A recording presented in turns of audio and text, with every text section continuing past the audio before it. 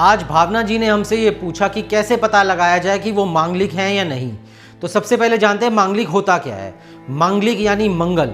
मंगल अगर आपके चार्ट में लग्न में, चौथे घर में, सातवें घर में, आठवें घर में या 12वें घर में, इन पांचों में से किसी घर में भी अगर है तो उस व्यक्ति को मांगलिक कहा जाता है।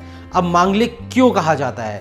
लग्न होता है आप यानी मैं खुद। अगर मेरे लग्न में है तो मुझ में फाइटिंग एबिलिटी बहुत ज़्यादा है और वो सीधा सातवें घर यानी मेरे स्पाउस या मैरिज के घर को देख रहा है तो वहाँ पे डिस्टर्बेंस लाता है। चौथा घर होता है मेरे घर का, माय फैमिली माय होम। अगर मंगल वहाँ पर है तो वो फैमिली के अंदर झगड़े कराता है जो कि एक मैरिज में प्रॉब्लम क्रिएट कर सकता है। सातवां घर होता है मेरे स्पाउस का या मेरे लाइफ पार्टनर का। अगर मंगल वहाँ है तो मेरे लाइफ पार्टनर में एग्रेशन ज़्यादा हो सकता है, इसलिए वो मंगल वहाँ पर भी प्रॉब्लम लाता है। आठवां घर होता है सातवें घर से दूसरा घर यानी कि इनलॉज का घर। इनलॉज के घर में अगर मंगल हो तो वो इनलॉज के लिए अच्छा नहीं होता, इनलॉज के साथ में परेशानी लाता है। और इंडियन कंटेक्स्ट में अगर मैरिज होती है तो वो सिर्फ हस्बैंड एंड वाइफ की नहीं, फैमिलीज की भी होती है।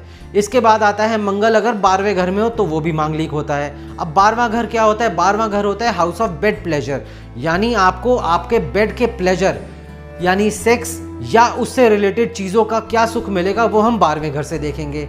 अगर मंगल वहाँ पर है तो इस सुख में भी कमी ला सकता है और ये मैरिज का एक बहुत इंटीग्रल पार्ट, बहुत ज़रूरी हिस्सा है, तो इसलिए भी इस घर में मंगल हो तो उसे मांगलिक कहा जाता है।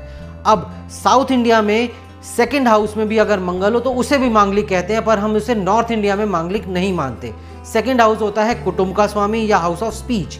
अगर किसी व्यक्ति के सेकंड हाउस में मंगल है तो उसकी स्पीच कड़वी हो सकती है, उसकी इमीडिएट फैमिली में भी डिस्टर्बेंस आ सकती है। तो इसलिए भी कुछ पार्ट्स ऑफ इंडिया में सेकंड हाउस में बैठे हुए मंगल को भी मांगलिक कहते हैं, पर हम इसे नहीं मानते।